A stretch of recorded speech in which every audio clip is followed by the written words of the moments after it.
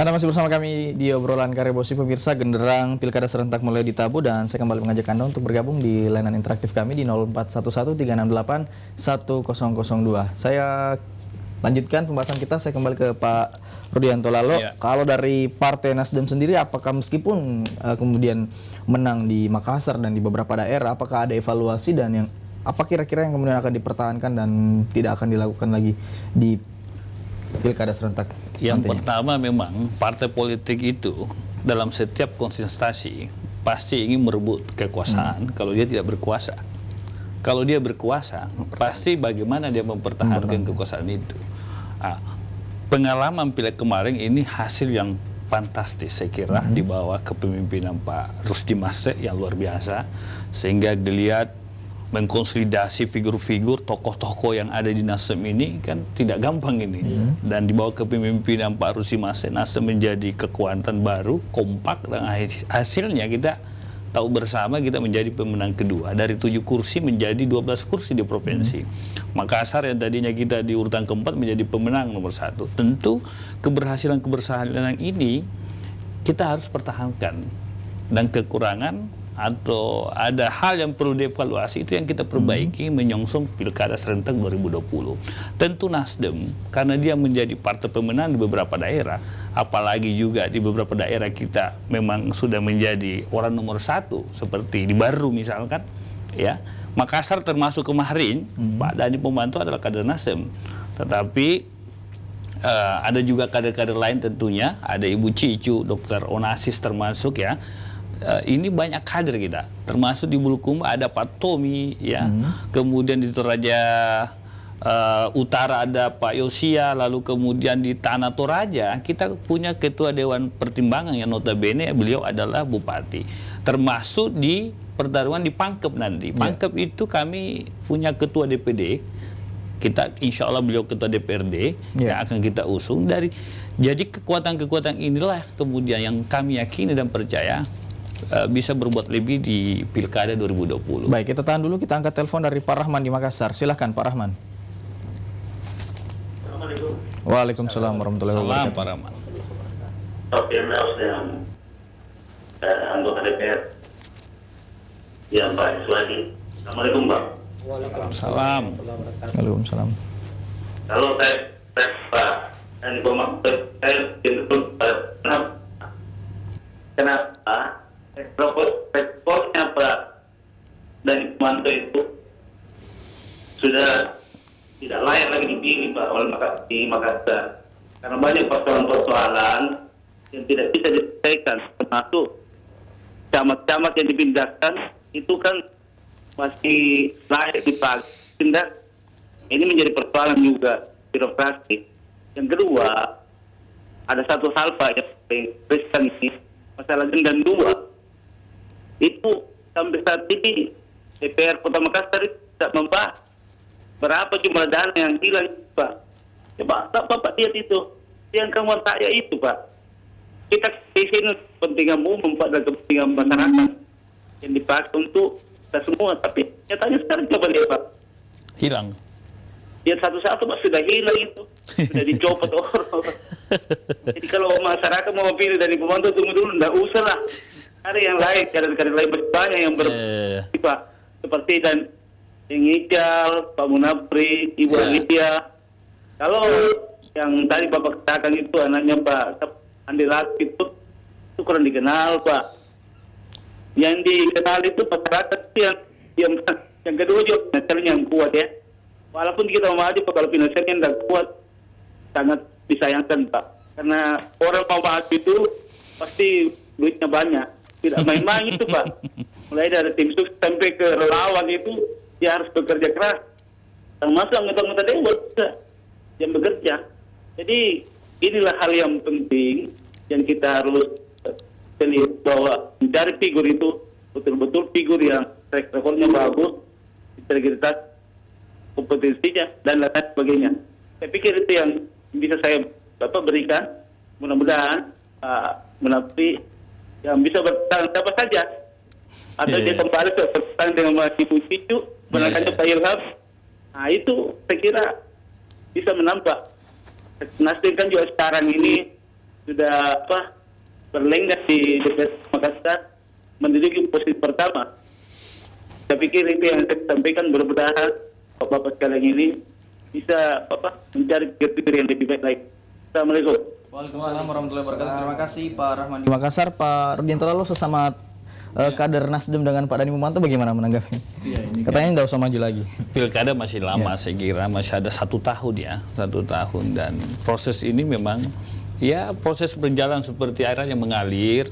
Partai Nasdem sendiri belum membuka pendaftaran, ya. Kalau melihat di media masih satu partai yang membuka pendaftaran, PDIP. Partai Nasdem memang banyak kader-kader handal, saya kira. Yeah. Ya, kami di DPR ada 6 orang, ada tadi yang saya sebutkan itu contoh saja. Yeah. Tapi kami tidak menutup ruang bagi kader orang-orang eksternal di luar partai yang ingin memakai kendaraan Partai Nasdem. Yeah. Sepanjang memang itu tadi tingkat keterpilihan, popularitas, elektabilitasnya memang mendukung. Karena kita mau menang. Partai Nasdem tidak mau bertarung, lalu kemudian kita kalah. Jadi butuh figur-figur, seleksinya pasti adalah, dan semua pasti sudah diperhitungkan oleh Partai Nasdem, khususnya pengambil kebijakan di DPP. Pengalaman kemarin kami betul mengusung Pak Munafri Arifudin, tapi kan akhirnya usungan Pak Munafri ini kita kalah malah dengan kota kosong kan. Nah, kita lihatlah ke depan ini. Ada beberapa figur eksternal seperti saya sebut saja, seperti Pak Irman Yasin Limpo, Pak None, lalu kemudian Pak Munafri sendiri misalkan, lalu kemudian siapa lagi yang muncul disebut-sebut Sukriansyah Latif dan lain-lain sebagainya, banyaklah. Nanti kita lihat. Karena memang kami di Partai Nasdem sampai sekarang ini memang belum ada petunjuk dari pusat bagaimana mekanisme pendaftaran di Partai Nasdem untuk Pilkada 2020. Baik, saya ke Pak Firdaus, mendengar nama-nama eksternal yang didengar tadi, seberapa kemudian besar peluang mereka bisa ikut dilirik oleh partai-partai sekelas Nasdem sebagai pemenang di Pileg kemarin? Jadi usaha-usaha politik yang dilakukan non-kader, apalagi yang belum populer, yang sekarang bermunculan, itu sebenarnya proses awal. Mereka baru sosialisasi, jalannya itu masih sangat panjang. Yeah. Harapannya dengan bersosialisasi seperti itu bisa popularitasnya terukur melalui survei, lalu dari situlah akan kemudian diukur bahwa kalau popularitasnya ini sudah tinggi, maka potensi elektabilitasnya juga sudah bisa terukur. Disitulah partai bisa membidiknya, tentu juga melalui proses-proses komunikasi politik. Nah, selain keunggulan tokoh-tokoh baru ini adalah justru ada rasa ingin tahu masyarakat, karena dia produk baru katakanlah seperti itu. Hanya saja seringkali orang dengan mudah didapatkan track recordnya. Ini siapa? Lalu kemudian apa aktivitasnya? Bagaimana komitmen-komitmennya, itu orang bisa ukur melalui jejak digital sekarang ini. Sementara sebaliknya figur yang sudah sangat populer, sebetulnya misalnya Pak Dhani. Pak Dhani Mumanto, siapa calon misalnya calon wali kota yang melebihi populernya Dhani Mumanto, saya kira sulit tertandingi kalau dari segi popularitas. Nah, tetapi karena sudah punya pengalaman, masyarakat sudah bisa mengukur bahwa Pak Dhani Mumanto, tadi suara Pak Rahman misalnya, sudah tidak menginginkan. Tetapi bisa saja ketika disurvei ternyata suara Pak Rahman itu bukan representasi. Betul. Ternyata ditemukan bahwa masih sebagian masyarakat menginginkan. Apalagi kalau Pak Suwadi tadi ada yang menginginkan rivalitas jilid 2 antara siapa? Yang angkanya juga cukup tinggi, 75%. 75%. Nah, tetapi kan juga kita melihat survei itu berapa lama bertahan, keinginan yang 75% itu dengan hadirnya figur-figur baru yang di mata masyarakat ini justru lebih menjanjikan. Nah, jadi kalau figur-figur lama seperti Pak Dhani dan Ical, masyarakat sudah punya ukuran, masyarakat sudah bisa menakarnya. Nah, tetapi kadangkala sebenarnya dari tingkat komunikasi politik para elit, itu ada figur yang sebenarnya tidak terlalu menjual di masyarakat, tetapi diselesaikan dulu tingkat elit. Pak Rudianto lalu dengan ketua partai lain, dengan elit-elit yang lain, berikut dengan calon, itu mereka dulu selesaikan di tingkat komunikasi elit. Setelah itu baru mau disosialisasikan, kan ada seperti itu.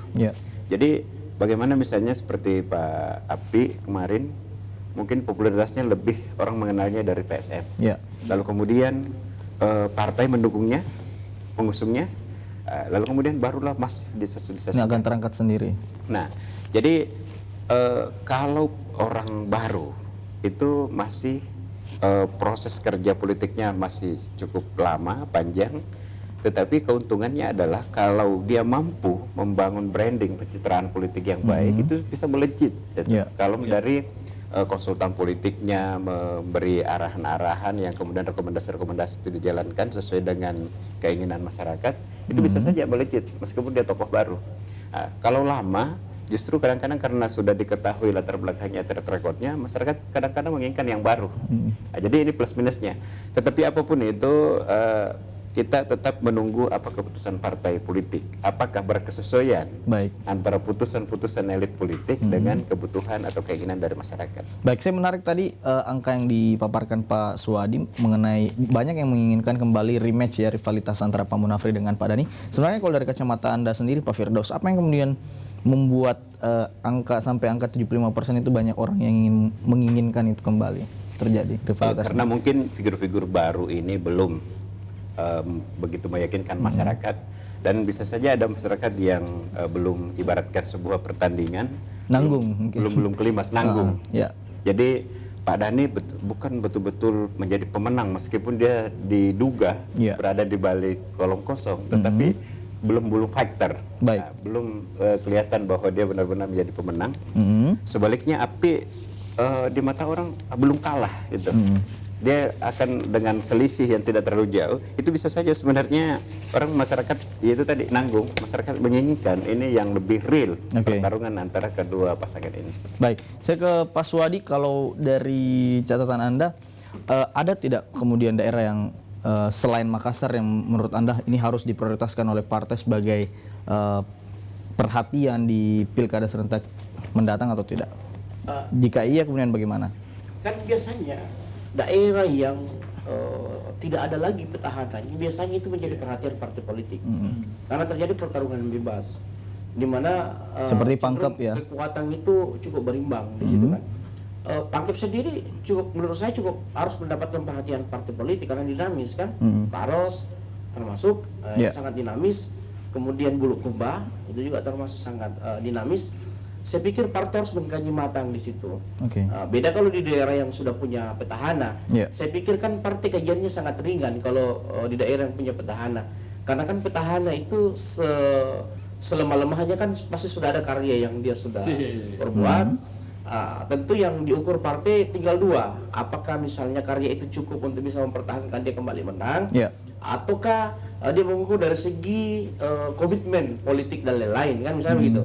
Nah, jadi sehingga partai politik tidak susah mengukur kalau misalnya daerah yang ada petahananya kan, seperti itu. Nah, di daerah yang tidak ada petahananya ya, disinilah yang menarik bagi partai politik karena dia harus mengkaji pergerakan elektoral, sehingga dia tidak salah dalam mengusung dan memenangkan pertarungan, seperti itu. Nah, Nasdem sendiri saya lihat ini memang saya harus angkat jempol. Partai yang cukup siap dengan begitu banyak kader-kader yang siap bertarung dan punya kelayakan diusung di posisi 001, di mana misalnya selain Nasdem itu saya lihat Golkar yang cukup siap, kemudian P3 juga saya lihat ada dua kadernya yang cukup siap bertarung, Bulukumba sama Goa kan gitu, seperti itu. Jadi saya pikir partai-partai politik itu ketika memiliki kader yang punya potensi bertarung di posisi 01 dan juga punya peluang bersaing menang dengan figur-figur lain, dia harus memprioritaskan. Karena kan kasihan juga itu kader ketika sudah berjuang membesarkan partai, kemudian dia punya potensi untuk bersaing menang dan kemudian tidak dikasih ruang, kan seperti itu. Walaupun ya kadang-kadang di daerah kan dengan di pusat kadang-kadang tidak sejalan, tidak seiring kan seperti itu dalam melihat peta politik atau menginginkan figur yang ingin diusung kan seperti itu. Nah, saya kembali ke Makassar sedikit tadi, yang 75% itu begini gambarannya supaya masyarakat juga tahu. Dan ini kan pernah menjabat 5 tahun. Sekarang posisinya mantan wali kota kan, karena ada pelaksana tugas. Selama menjabat Dhani punya karya, ya kan, punya karya dan karya itu bernilai elektoral. Dan diantara karya itu ada bernilai strong voters atau menjadi yang menjadikannya menjadi ada kelompok masyarakat yang fanatik dengan dengan sosok seorang Dhani. Nah, kelompok ini itu tergolong cukup tinggi.